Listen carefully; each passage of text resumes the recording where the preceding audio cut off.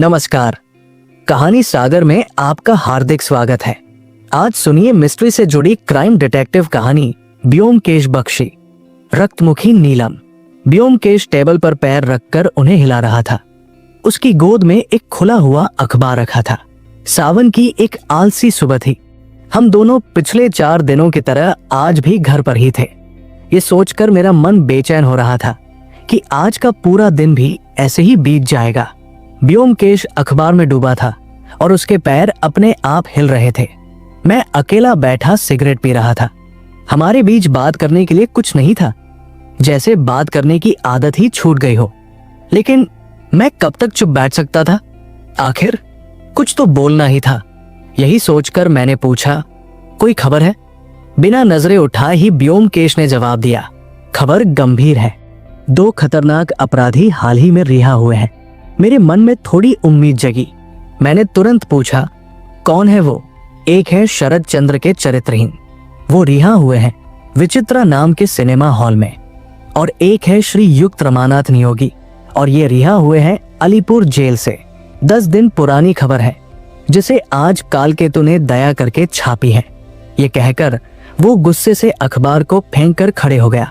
मैं समझ गया, बेचारा खबरों की कमी के कारण अंदर ही अंदर धैर्य खो रहा था। ठीक है, हमारे लिए बेकार का दल फिर जिंदा कैसे रहेगा? तब भी नहीं, मामा से काना मामा ही अच्छा। मैंने पूछा, शरद चंद्र के चरित्रहीन को तो पहचानता हूं, लेकिन श्रीमान रमानाथ नियोगी से तो परिचय नहीं है। कौन है वो? ब्योमकेश कमरे में टहल रहा और खिड़की से बाहर बादल से घिरे आकाश की तरफ देखता रहा। उसके बाद बोला, नियोगी महाशय एकदम अपरिचित नहीं है। कुछ साल पहले उसका नाम अखबार में खूब बड़े बड़े अक्षरों में छापा गया था, लेकिन साधारण पाठकों की याददाश्त इतनी कम है कि 10 साल पहले की खबर याद नहीं रहती। वो ठीक है, लेकिन मेरे सवाल का तो जवाब नहीं मिला। कौन है वो? वो एक चोर है। मामूली चोर नहीं, बर्तन अपड़े चोरी नहीं करता। उसकी नजर थोड़ी ऊंची, जैसे मारो तो हाथी, लूटो तो खजाना जैसा। बुद्धिमान, वैसा ही साहसी। ब्योमकेश ने एक गहरी सांस छोड़ी। आजकल ऐसे लोग अब नहीं मिलते।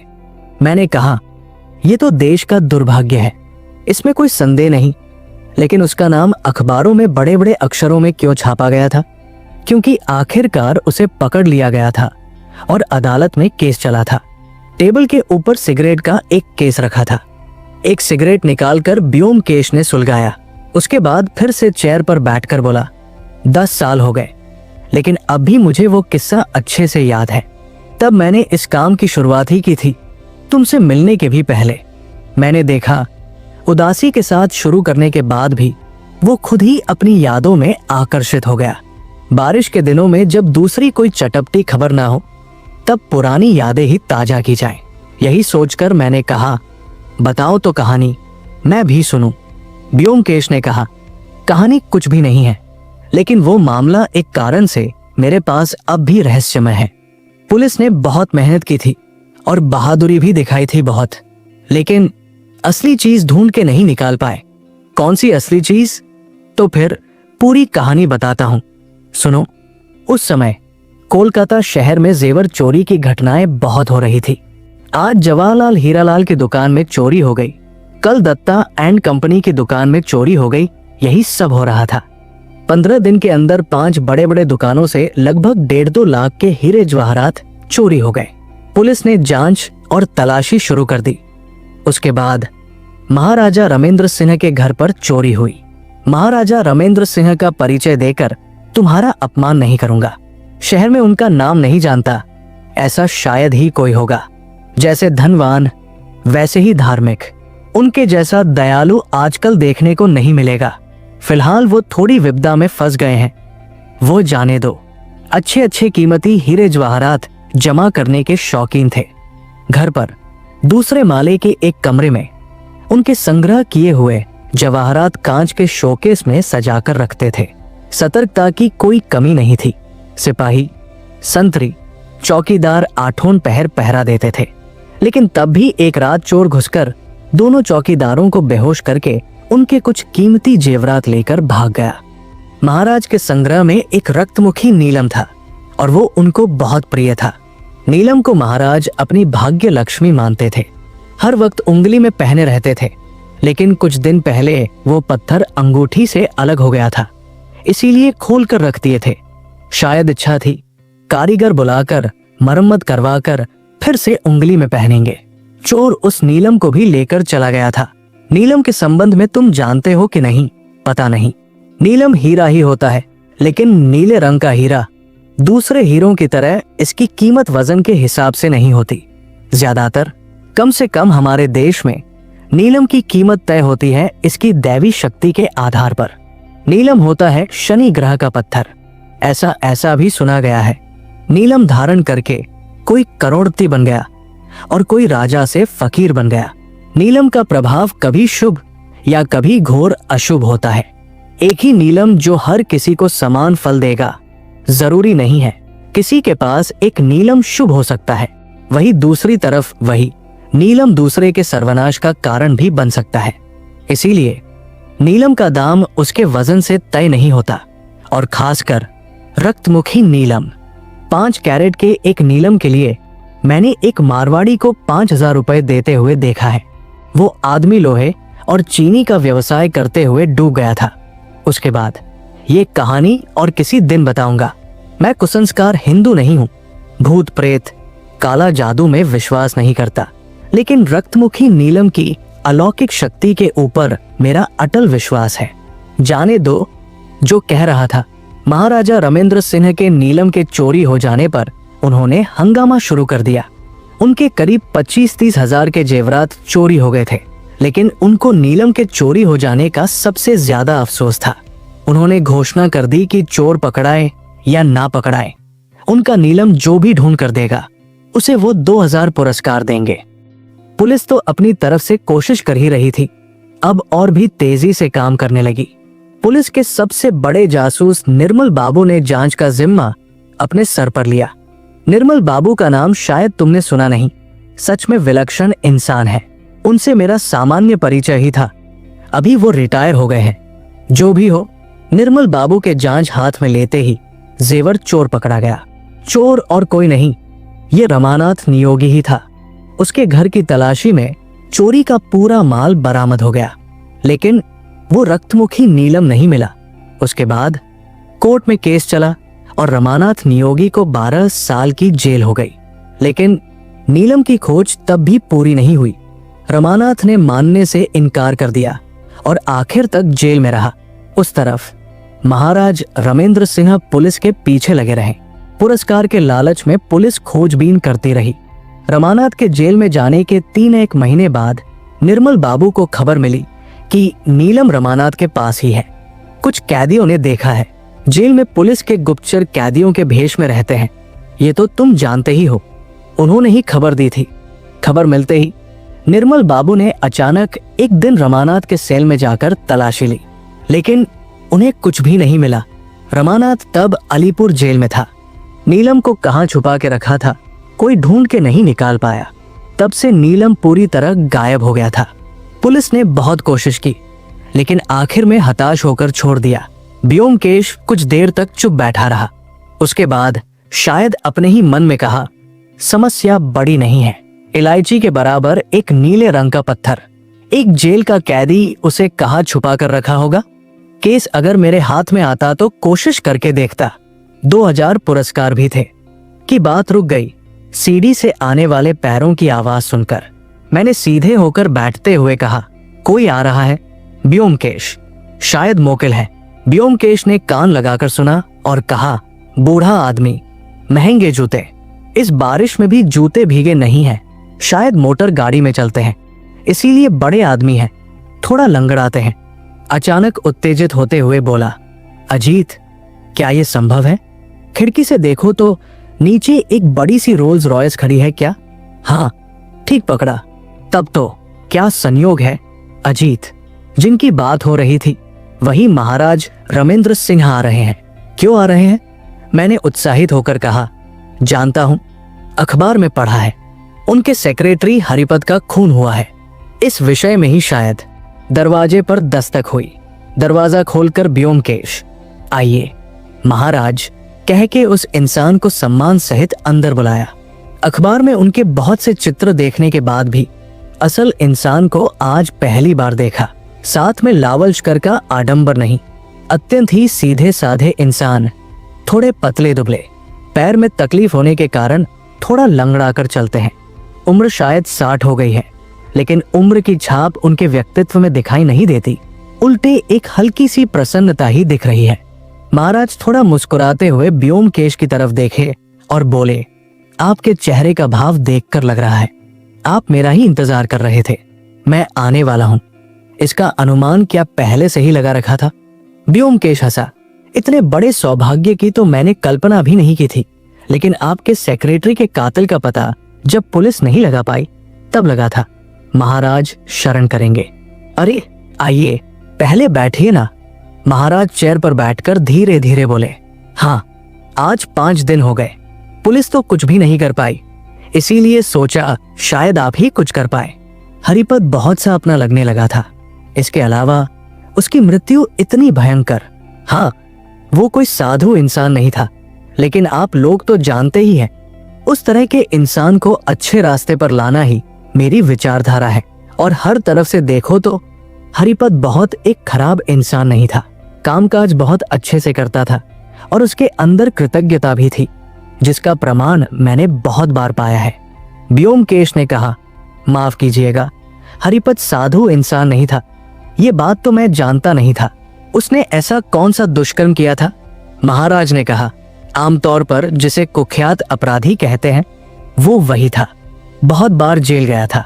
आखिरी बार जेल से निकलकर जब मेरे पास। ब्योमकेश ने कहा, दया करके पूरी बात शुरू से बताइए। इस मामले का विवरण मैंने अखबार में पढ़ा जरूर है, लेकिन इतना आधा अधूरा है कि किसी तरह का अनुमान नहीं लगाया जा सकता। आप सोचिए, हम लोग कुछ भी नहीं जानते। सारी बातें स्पष्ट रूप से बताएंगे तो समझने में सुविधा होगी। महाराज ने कहा, ठीक है, ऐसा ही करता हूँ। अंदाज 5-6 महीने पहले की बात होगी। फाल्गुन महीने के बीचों बीच हरिपद मुझसे मिलने आया था। एक दिन पहले ही जेल से रिहा हुआ था। मुझसे कुछ भी नहीं छुपाया। कहने लगा, मैं उसे अगर अच्छे रास्ते पर चलने का एक मौका दूं तो फिर वो कभी बुरे रास्ते पर नहीं चलेगा। उसे देखकर और उसकी बातें सुनकर उस पर दया आ गई। ज्यादा उम्र नहीं हुई, 40 से कम ही था, लेकिन इतने में ही 4 बार जेल हो गई थी उसे, और पछतावा भी था उसको। मैंने पूछा, क्या काम कर पाओगे? उसने कहा, ज्यादा पढ़ लिख नहीं पाया हूं, 19 साल से जेल में ही हूं, फिर भी अपने तरीके से शॉर्ट हैंड टाइपिंग सीखा हूं। अगर दया करके आप अपने पास रख लें तो जान लगाकर आपका काम करूंगा। हरिपद को पहली बार देखकर ही उस पर जाने कैसे दया आ गई थी। क्या पता क्यों उस तरह के लोगों का आवेदन मैं अस्वीकार नहीं कर पाता। वैसे तो मुझे शॉर्ट हैंड टाइपिस्ट की जरूरत नहीं थी, तब भी 500 महीने पर उसे अपने पास रख लिया। उसका कोई रिश्तेदार नहीं था। पास में ही एक छोटा सा कमरा किराए पर लेकर रहने लगा। कुछ ही दिन में देखा कि वो आदमी बहुत ही कर्मठ और बुद्धिमान था। जो काम उसका अपना नहीं होता था, उस काम को भी इतने सुचारू रूप से कर देता था कि किसी को कुछ कहने की जरूरत ही नहीं पड़ती। ऐसा भी कि भविष्य में मुझे क्या जरूरत पड़ने वाली है उसे पहले से ही अंदाजा लगाकर तैयार कर देता था। 2 महीने जाते ना जाते मुझे उसकी पूरी तरह आदत हो गई। मतलब हरिपद ना हो तो कोई काम ही नहीं होगा। उसी समय मेरे पुराने सेक्रेटरी अविनाश बाबू की मृत्यु हो गई। मैंने उसकी जगह हरिपद को नियुक्त किया। इसे लेकर मेरे अमले में बातचीत भी हुई थी, लेकिन मैंने उस पर ध्यान नहीं दिया।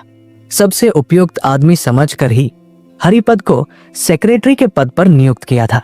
उसके बाद 4 महीने तक हरिपद पूरी दक्षता के साथ सेक्रेटरी पद पर काम करता रहा।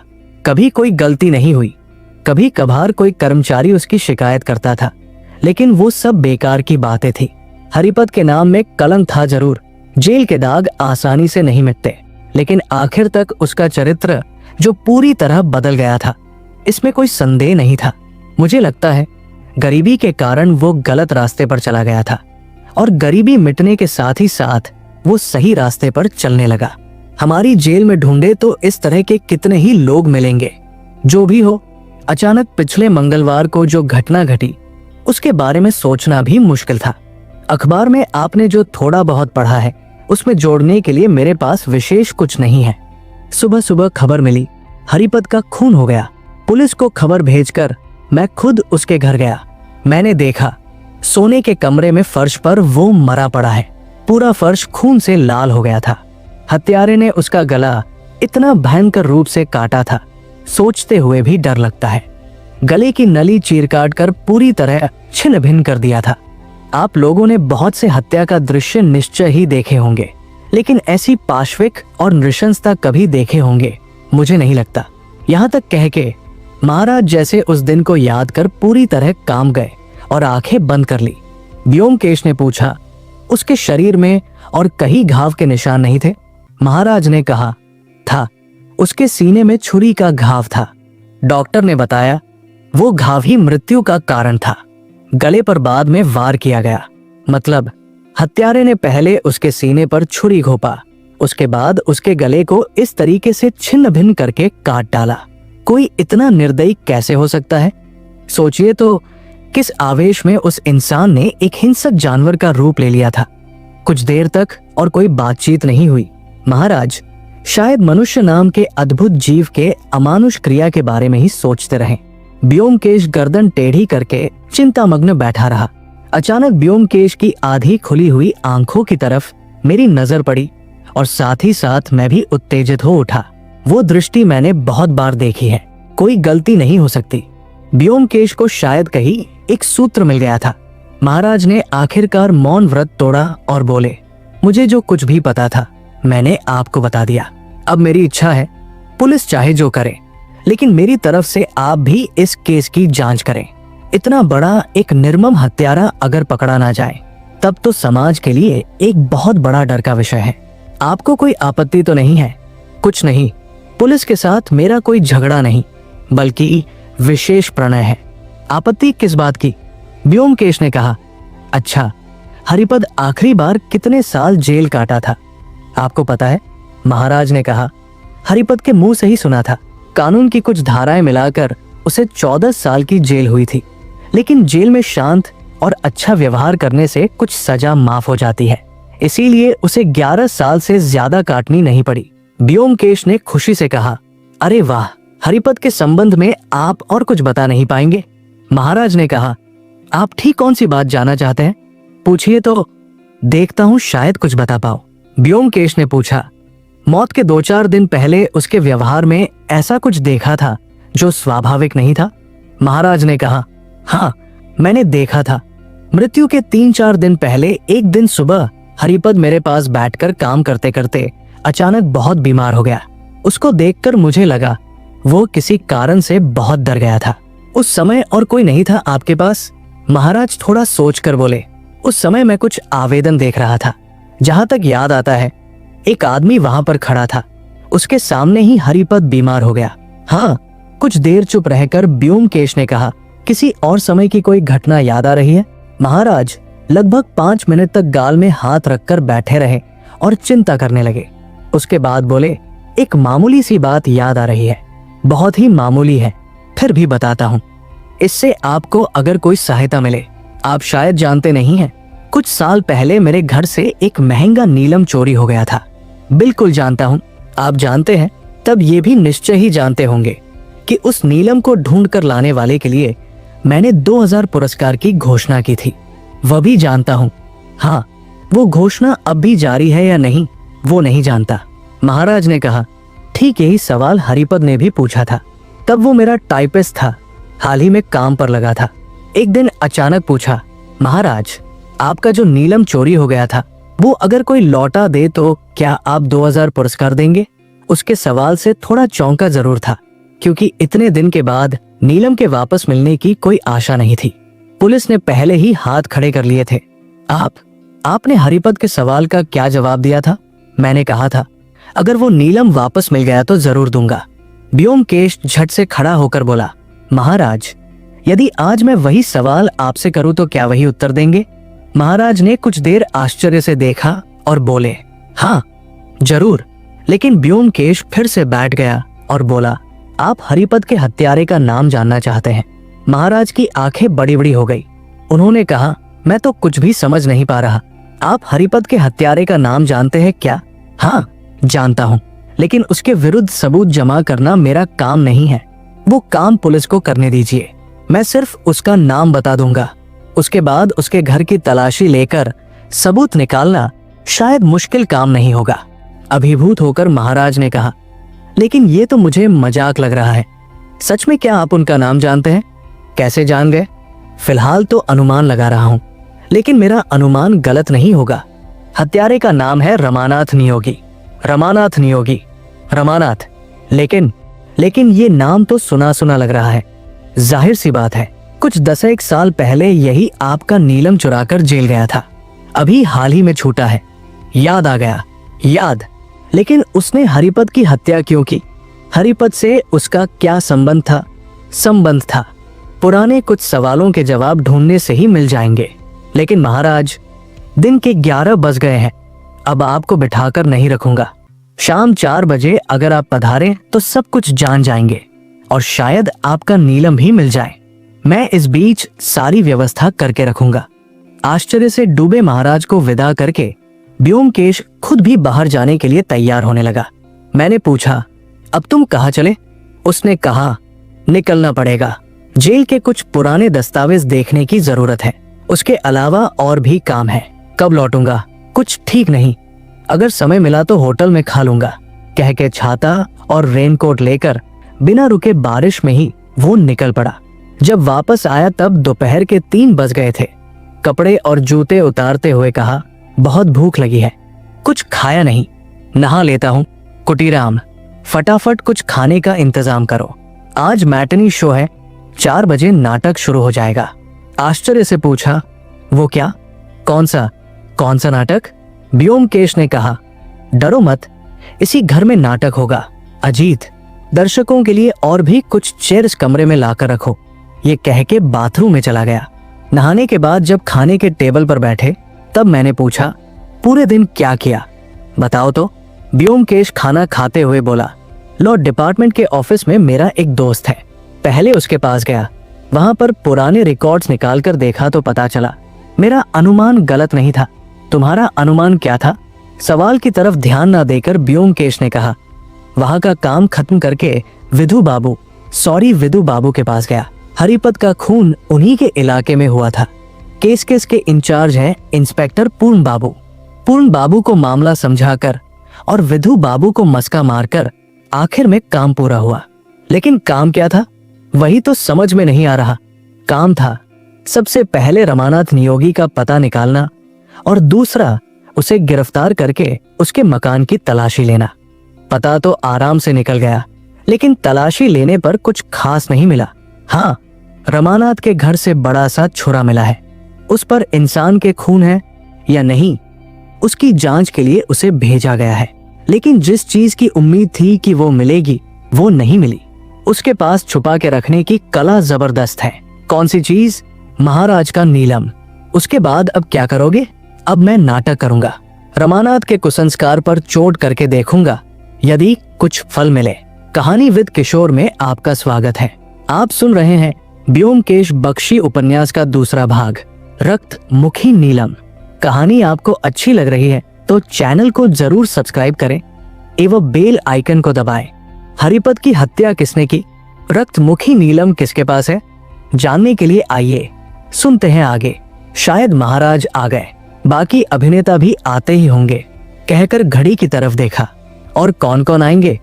रमानाथ और उसके साथ के सिपाही, वो लोग यहाँ आएंगे। हम विधु बाबू के साथ ऐसी ही बातें हुई हैं।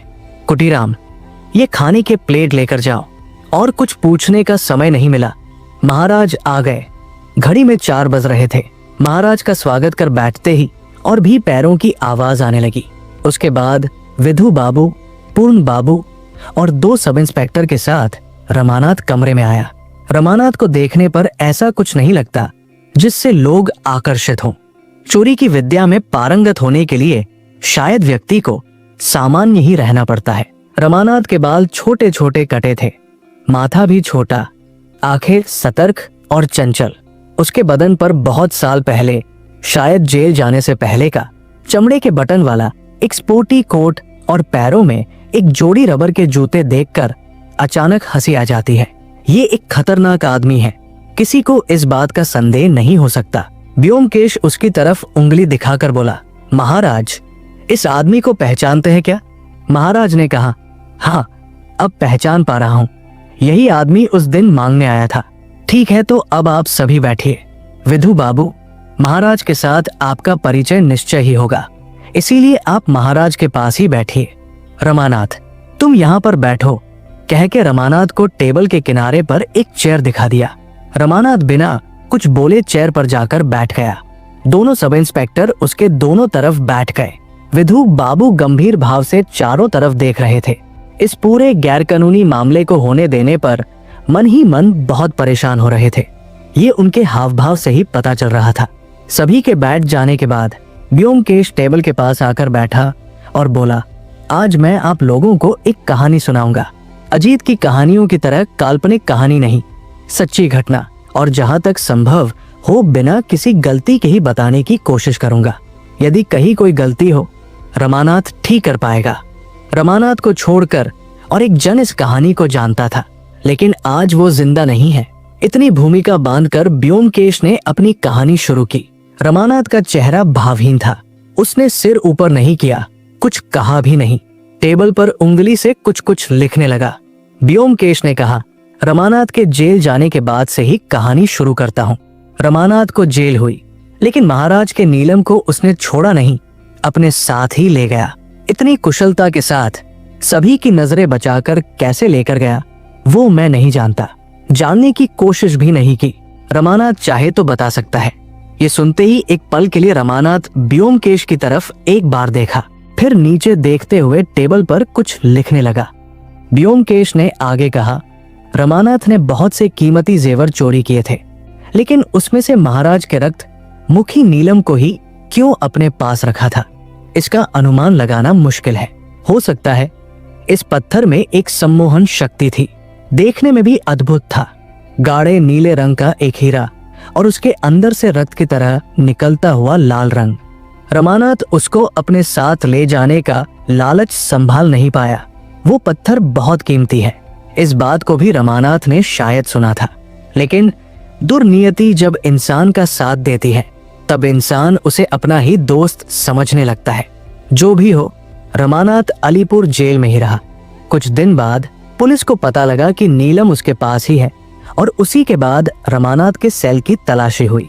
रमानाथ के सेल में एक और कैदी था, उसकी भी तलाशी ली गई, लेकिन नीलम नहीं मिला। कहाँ गया वो नीलम? रमानाथ के सेल में जो दूसरा था, उसका नाम हरिपद था। हरिपद एक पुराना कुख्यात अपराधी था, लड़कपन से ही जेल में रहा था। उसके पास बहुत से गुण थे जो लोग जेल के कैदियों के बारे में खोजबीन करते हैं। वो लोग जानते हैं, एक तरह के कैदी होते हैं जो अपने गले में पॉकेट तैयार कर लेते हैं।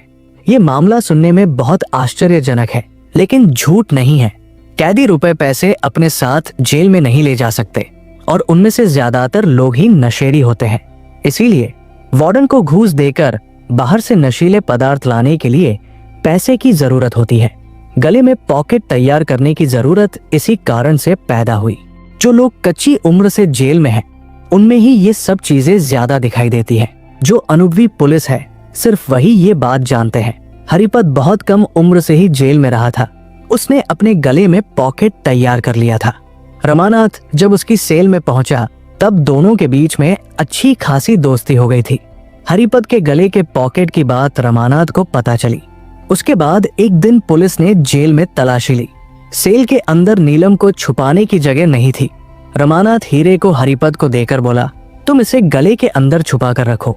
रमानाथ ने हरिपद को वो हीरा दिखाया था, और उसके साथ ही साथ हरिपद के मन में भी हीरे के प्रति लालच जाग गया था। उसने उस नीलम को लिया और निगल गया। उसके गले की नली में वो हीरा रह गया। बताने की जरूरत नहीं, पुलिस ने जब तलाशी ली तो वहां कुछ नहीं मिला। इस घटना के दूसरे ही दिन हरिपद को अचानक दूसरे जेल में भेज दिया गया। जेल के रिकॉर्ड में उसका उल्लेख है। हरिपद के साथ अच्छा ही हुआ। उसने विश्वासघात किया, और जाने के पहले वो नीलम रमानाथ को देकर नहीं गया। रमानाथ कुछ बोल नहीं पाया। चोर की तकलीफ और रोना कोई सुन नहीं सकता। वो मन मार कर रह गया। मन ही मन तब से ही शायद हिंसा की आग में जलने लगा। उस समय मैंने ध्यान दिया, रमानाथ के चेहरे का कोई भाव अब तक बदला नहीं था, लेकिन उसकी नस तंग गई थी, दोनों आंखें लाल हो गई थी। ब्योमकेश ने आगे कहा, उसके बाद एक एक करके 10 साल बीत गए। 6 महीने पहले हरिपद जेल से रिहा हुआ। रिहा होते ही वो महाराज के पास आया। उसकी इच्छा थी महाराज के साथ पहचान बढ़ाकर धीरे से नीलम उन्हें वापस कर देगा, मुफ्त में नहीं। 2000 पुरस्कार की बात वो जानता था। वो नीलम और कहीं बेचने जाएगा तो पकड़ा जाएगा, इसीलिए ये कोशिश भी उसने नहीं की। लेकिन शुरू से ही महाराज उसके प्रति इतना अच्छा व्यवहार करने लगे कि उसे शर्म आने लगी। फिर भी उसने एक बार नीलम की बात महाराज से की थी, लेकिन आखिर में नीलम के बदले पैसे वसूलने की बात से उसका विवेक राजी नहीं हुआ। महाराज के दया के कारण हरिपद जैसे आदमी के मन में भी कृतज्ञता का जन्म हुआ था। ये कोई मामूली बात नहीं है। धीरे धीरे हरिपद के दिन अच्छे होने लगे। 10 दिन पहले रमानाथ जेल से रिहा होकर निकला। हरिपद कहाँ है ये वो नहीं जानता था, लेकिन ऐसी नियति का खेल। 4 दिन बीतते ही रमानाथ को महाराज के घर पर हरिपद मिल गया। रमानाथ को देखते ही हरिपद की तबीयत खराब हो गई। अचानक तबीयत खराब हो जाने का और कोई दूसरा कारण नहीं था। जो हिंसा की आग रमानाथ के दिल में 10 साल से धीरे धीरे जल रही थी, वो एकदम से भभक उठी। हरिपद के घर का पता उसने आसानी से निकाल लिया और उसी दिन रात को जाकर, अब तक ब्योमकेश सबकी तरफ देखकर ही कहानी बता रहा था, लेकिन तुरंत ही बिजली की तेजी से रमानाथ की तरफ पलटा। रमानाथ भी मंत्रमुग्ध सांप की तरह ब्योमकेश की तरफ देख रहा था। ब्योमकेश ने उसकी तरफ उंगली दिखाकर दबी और तेज आवाज में कहा, रमानाथ, उस रात हरिपद के गले को काटकर उसमें से नीलम तुमने निकाल लिया था, वो हीरा अब कहाँ है? रमानाथ ब्योमकेश की दैवीय आंखों से आंखें हटा नहीं पाया। उसने अपने होंठ भिगाए, एक बार चेयर छोड़कर उठकर खड़े होने की कोशिश की और उसके बाद जैसे पूरी ताकत से खुद को ब्योमकेश की नागपाश दृष्टि से मुक्त करके गुस्से से कहा, मैं नहीं जानता। हरिपद को मैंने नहीं मारा। हरिपद किसका नाम है मैं नहीं जानता। नीलम मेरे पास नहीं है। ये कहकर लाल लाल आंखों से दोनों हाथ अपने सीने के ऊपर कसकर रख लिए। ब्योमकेश की उंगली तब भी उसी की तरफ इशारा कर रही थी। हमें लगने लगा जैसे एक नाटक का अभिनय देख रहे हैं। 2 प्रबल इच्छा शक्ति आपस में एक दूसरे से युद्ध कर रहे थे। आखिर तक कौन विजय होगा, ये देखने की लालच में हम लोग पत्थर की तरह बैठे रहे। ब्योमकेश के गले में एक भयंकर देववाणी का स्वर निकलने लगा। वो रमानाथ की तरफ थोड़ा झुककर पहले की तरह और तीव्र स्वर में बोला, रमानाथ, तुम्हें नहीं पता वो रक्तमुखी नीलम कितना भयंकर और अभिशप्त है, इसीलिए तुम उसका लालच नहीं छोड़ पा रहे। सोच कर देखो, जब तक तुमने वो नीलम चुराया नहीं था तब तक तुम्हें कोई पकड़ नहीं पाया। नीलम चुराते ही तुम्हें जेल हो गई। हरिपद के साथ क्या हुआ वो भी सोच कर देखो। उसने गले के अंदर नीलम को छुपा कर रखा था। उसके गले की क्या हालत हुई थी वो तुमसे बेहतर तो कोई नहीं जान पाएगा। अब भी अगर अपना भला चाहते हो तो उस सर्वनाश नीलम को लौटा दो। रमानाथ, नीलम नहीं है, वो एक सांप का जहर है। अगर उंगली में नीलम को पहनो तो तुम्हारे हाथों में हथकड़ी आ जाएगी। अगर गले में पहनो, वही नीलम फांसी का फंदा बनकर तुम्हारे गले को दबा देगा। एक आवाज करके रमानाथ उठकर खड़ा हुआ। उसके मन में कैसे आवेग की सृष्टि हुई वो हम भी नहीं समझ पाए। पागलों की तरह उसने एक बार चारों तरफ देखा। उसके बाद अपने कोट के चमड़े के बटन को तोड़कर दूर फेंककर चिल्ला उठा, नहीं चाहिए, नहीं चाहिए, ये लो नीलम, मुझे बचाओ, मुझे बचाओ, मुझे बचाओ। ये कहकर एक गहरी सांस छोड़कर बेहोश होकर फर्श पर गिर गया। ब्योमकेश ने माथे से पसीना पोंछा। मैंने देखा उसके हाथ कांप रहे थे। इच्छा शक्ति के जोर पर वो जीता था। रमानाथ का फेंका हुआ बटन कमरे के कोने पर पड़ा हुआ था। उसे उठाकर उसके कवर को हटाते हुए ब्योमकेश ने कहा, महाराज, ये लीजिए आपका रक्तमुखी नीलम। आप सुन रहे थे क्राइम डिटेक्टिव कहानी ब्योमकेश बख्शी, रक्तमुखी नीलम। ऐसी कहानियों के लिए हमारे चैनल कहानी सागर को सब्सक्राइब करें। अगर ये कहानी आपके दिल को छू गई हो तो इसे लाइक करें और अपने दोस्तों व परिवार के साथ शेयर करें। धन्यवाद।